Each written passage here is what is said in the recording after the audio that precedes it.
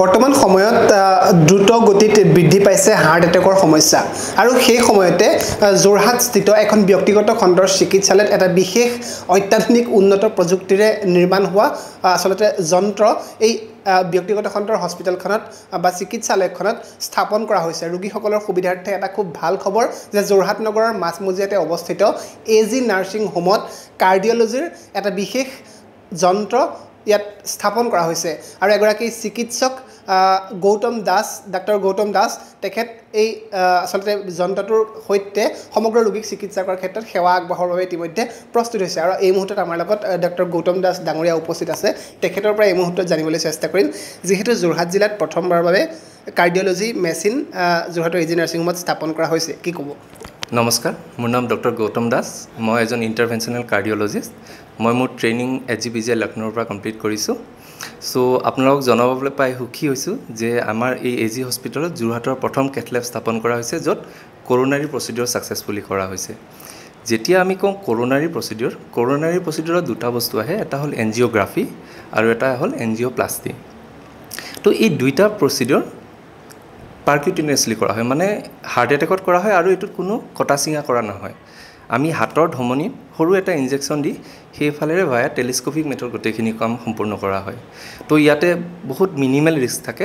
আৰু ইয়াৰ যোৰহাটৰ প্ৰথমবাৰৰ বাবে হৈছে আমাৰ এজি হস্পিটেলত চ' এই কৰোনাৰী প্ৰচিডিউৰ আমি কাক কৰোঁ এনজিঅ'গ্ৰাফিত বেছিকেলি হাৰ্টত যে কয় মানুহে ব্লক হৈছে ধমনীত সেই ব্লকটো ডিটেক্ট কৰা যায় তাৰে পাৰ্চেণ্টেজ কিমান আছে যদি পাৰ্চেণ্টেজ ব্লকৰ বেছি আছে তেতিয়া সেইটো ছেম সেই ধমনীৰ থ্ৰুৰে বুকুখন নকটাকৈ আমি ঠিক কৰিব পাৰোঁ এই ঠিক কৰাৰ প্ৰচেছটোক কয় এনজিঅ'প্লাষ্টি তো বেছিকেলি ব্লকেজ চালোঁ আমি এনজিঅ'গ্ৰাফিৰ দ্বাৰা আৰু ঠিক কৰিলোঁ আমি এনজিঅ'প্লাষ্টিৰ জৰিয়তে তো এইটো কিহৰ কাৰণে দৰকাৰ এইটো ইমান যিটো হাৰ্ট এটেক হয় সেইটো বহুত টাইম চেঞ্চিটিভ হয় যিটো আমাৰ গাইডলাইন আমি ফ'ল' কৰোঁ বৰ্তমান তো তাৰ মতেতো উইদিন 3 আৱাৰ্ছ 2 to 3 আৱাৰ্ছ আমি ৰিভাস্কুলাৰাইজ কৰিব লাগে মানে বন্ধ হৈ থকা ধমনীটো খুলি দিব লাগে তো এতিয়া বৰ্তমান কেনেকুৱা হৈ আছিল চিটুৱেশ্যনটো পেচেণ্ট এজনৰ হাৰ্ট এটেকে লগে লগে ধৰাও নপৰে 1-2 ঘণ্টা পাছত হস্পিটেললৈ আহে ইয়াতে যিহেতু ফেচিলিটি নাছিল তেওঁলোক গৈ পাই দূৰলৈকে গৈ পোৱালৈকে যিটো মেইন গল্ডেন টাইম থাকে সেই টাইমখিনি পাৰ হৈ যায় তাৰ ফলত কি হয় এটাতো পেচেণ্টৰ সদায় ৰিস্ক থাকে ছাডেন কাৰ্ডিয়েক ডেথ হোৱাৰ আৰু 2 নম্বৰতে কি হ'ল যদি আপোনাৰ ব্লকটো খোলাও যায় পাছত কিন্তু কি হয় তেতিয়া যিমানখিনি আপোনাৰ হাৰ্ট মাছল থাকে বহুখিনি মৰি যায় আৰু এবাৰ যেতিয়া হাৰ্টৰ মায়'কাৰ্ডিয়ামটো ডেথ হৈ যায় সি পুনৰ ৰিভাইভ নহয় ইভেন আফটাৰ আপুনি ব্লাড ছাপ্লাইটো কণ্টিনিউ কৰি দিয়াৰ পাছতো ৰিভাইভ হৈ নাযায়গৈ তো সেইকাৰণে এইটো বহুত টাইম চেঞ্চিটিভ হয় আৰু আমি ইয়াতে ছাকচেছফুলি এতিয়ালৈকে 50ৰ ওপৰত কেছ কৰিছোঁ উইদাউট এনি কমপ্লিকেশ্যন তো আৰু তাৰ লগতে আমি পেচমেকাৰো কৰি আছোঁ পেচমেকাৰটো বাৰু আগতেও হৈছিলে ইয়াতে temporary as well as permanent দুইটা পেচমেকাৰ কৰা হৈছিলে তো মেইন কিন্তু হাৰ্ট এটেকটো মানুহে মানে বহুত সাৱধান হ'ব লাগে এইটোতো আমি জাষ্ট এটা নতুন মেচিন হৈছে এইটো কেথ লেব বুলি কয় কেথ লেবত আমি বস্তুখিনি কৰোঁ আপোনাক দেখুৱাম এতিয়া কেথ লেবটো তো তাৰ লগতে কিছুমান বস্তু মানুহে সাৱধান হ'ব লাগে যে হাৰ্ট নোহোৱাকৈ কেনেকৈ থাকিব কেনেকৈ প্ৰিভেণ্ট কৰিব পৰা যায় তো প্ৰিভেণ্ট কৰাৰ কাৰণে 3-4টামান বস্তু একদম মানুহে ধ্যান দিব লাগে যদিও হাৰ্ট এটেকটো আপোনাৰ ছাডেন গম পাব যে হঠাতে বিষটো হয় কিন্তু সেইটো মানে এনেকুৱা নহয় যে এইটো হঠাতে আৰম্ভ হৈছে সি আৰম্ভ লাহে লাহে হয় ব্লকেজটো একেদিনা 100% কেতিয়াও নহয় সি লাহে লাহে 10ৰ পৰা 20 হ'ব 20ৰ পৰা 40 50 ওৱান্স এইটো 70ৰ ওপৰত গুচি যাব তেতিয়া ছাডেনলি 100% অবষ্ট্ৰাকশ্যন হোৱাৰ চান্সেছ বাঢ়ি যায় তো আমি আগতীয়াকৈ কেনেকৈ এইখিনি প্ৰিভেণ্ট কৰিব পাৰোঁ ৰিস্ক ফেক্টৰখিনি মেনেজ কৰিব লাগিব খোৱা বস্তুখিনি আমি কি খাই আছোঁ এইটোত আমি চকু দিব লাগিব BP blood pressure diabetes kidney বেমাৰ এইবিলাক থাকিলে এক্সট্ৰা সাৱধান হ'ব লগা হয় ভালকৈ গোটেইখিনি বস্তু আমি মেনেজ কৰিব লাগে ৰিস্ক ফেক্টৰ মেনেজমেণ্ট বুলি কয় তেতিয়া আমি বেছিকেলি অলপ চান্সেছ হাৰ্ট ডেভেলপিং হাৰ্ট এটেক আমি কম কৰিব পাৰিম এটা স্যাৰ এই যেটো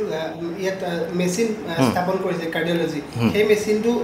মানে যদি এজন ৰোগী ধৰক একদম লাষ্ট ষ্টেজ ধৰিলো যিকোনো ধৰক বহুত বেছি তেওঁ ব্লকেজত ভুগি আছে ইয়াৰ পৰা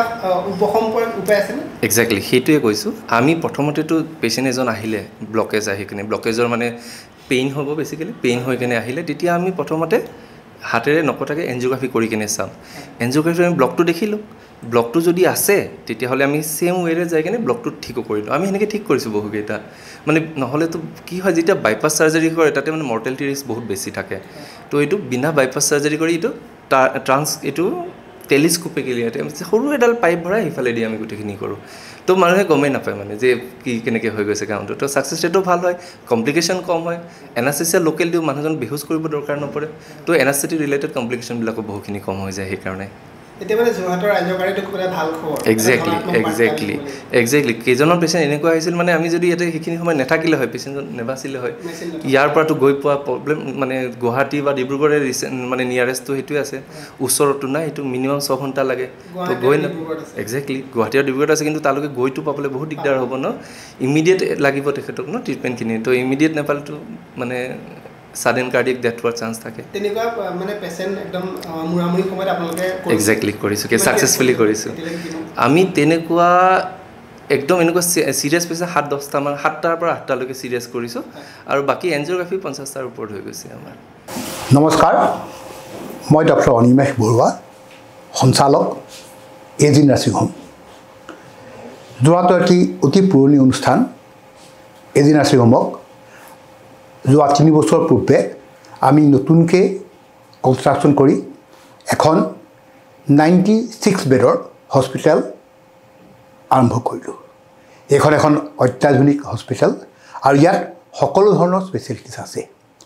আমাৰ ইয়াত নিউৰোচাৰ্জনৰ নিউৰোচাৰ্জাৰী অপাৰেশ্যন হয় আমাৰ ইয়াত নেফ্ৰলজি বিভাগ আছে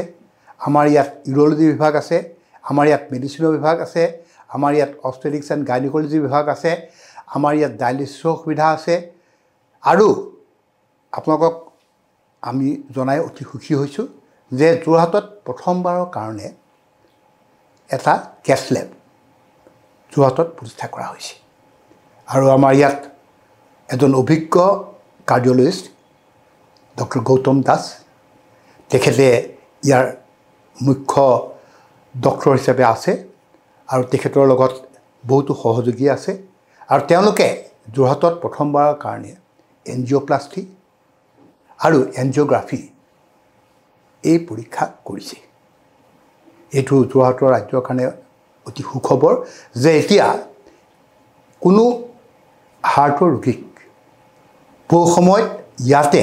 অইন জেগালৈ ৰেফাৰ নকৰাকৈ চিকিৎসা কৰিব পৰা হৈছে আমি আশা ৰাখিছোঁ যে আমাৰ সকলো বিভাগলৈ যোৰহাটবাসী ৰাইজে সহায় আৰু সহযোগ আগবঢ়াব আৰু আমি আমাৰ এটা উফুৰন্ত চেষ্টা যে সদায় আমি কেনেকৈ নতুন নতুন যিবিলাক চিকিৎসা পদ্ধতি উপলব্ধ হৈছে সেইবিলাক আমি কেনেকৈ আমাৰ হস্পিটেলত দিব পাৰোঁ আমি তাৰ চেষ্টা কৰি গৈছোঁ আমাৰ 12খন বিচনাযুক্ত এটা ICU আছে আৰু ইয়াত যোৰহাটত প্ৰথমবাৰৰ বাবে মাল্টি স্পেচিয়েলিটি হস্পিটেল হিচাপে আমাৰ ইয়াত 3টা মডুলাৰ অতি আছে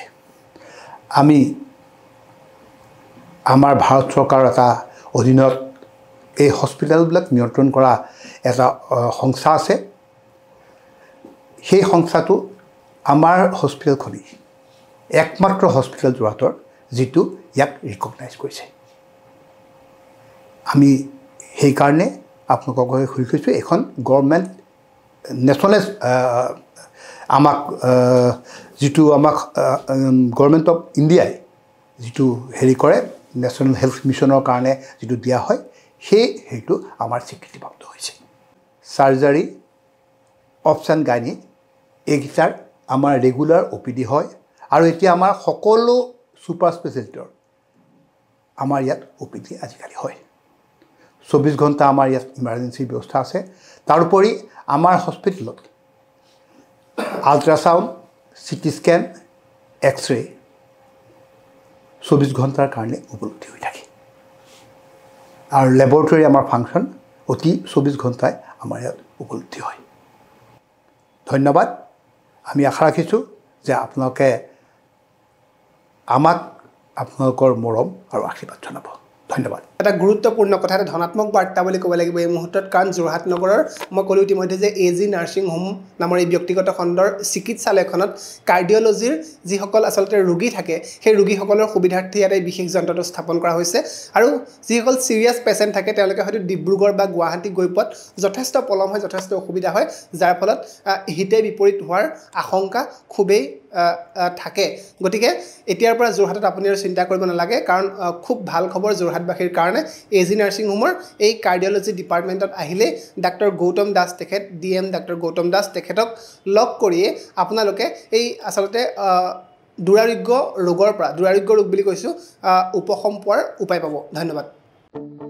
আপোনাৰ সপোনৰ ঘৰখন কেনে হ'ব আপোনাৰ সন্তান আৰু আপোনজনৰ সৈতে কেনেদৰে কটাব আপোনাৰ আজৰি সময় এই সকলোবোৰ সমস্যাৰ সমাধান লৈ শুভম গ্ৰুপে আপোনাৰ বাবে লৈ আনিছে আপোনাৰ সপোনৰ ঘৰখন 362টা ফ্লেটযুক্ত শুভম গাৰ্ডেনৰ সফল নিৰ্মাণৰ পাছতে 20 বছৰৰ ভৰসা 16টা প্ৰজেক্ট 28 লাখ বৰ্গফুটৰ সম্পূৰ্ণ নিৰ্মাণ আৰু 15 লাখ বৰ্গফুটৰ চলিত প্ৰকল্প নিৰ্মাণৰ অভিজ্ঞতাৰে যোৰহাটত শুভম গ্ৰুপে নিৰ্মাণ কৰিছে দ্বিতীয়টো প্ৰজেক্ট শুভম পাৰ্ক অত্যাধুনিক সা সুবিধাৰে নিৰ্মিত শুভম পাৰ্কত আপোনাৰ আৰু আপোনাৰ সন্তানৰ বাবে থাকিব club badminton court community hall kids play area splash pool আৰু জিম ক্লাব প্ৰতিটো ব্লকত থাকিব 2.5 BHK 3 BHK 3.5 BHK ফ্লেট লগতে থাকিব আপোনাৰ আৰু আপোনাৰ আপোনজনৰ প্ৰাপ্তিৰ সাহী আজিয়ে বুক কৰক আপোনাৰ সপোনৰ ঘৰখন যোগাযোগ কৰক 6003301010 নম্বৰত আমাৰ ঠিকনা সোণাৰীগাঁও তৰাজান যোৰহাট 785001 6000ৰো অধিক বাসিন্দাৰ ভৰসা শুভম গ্ৰুপ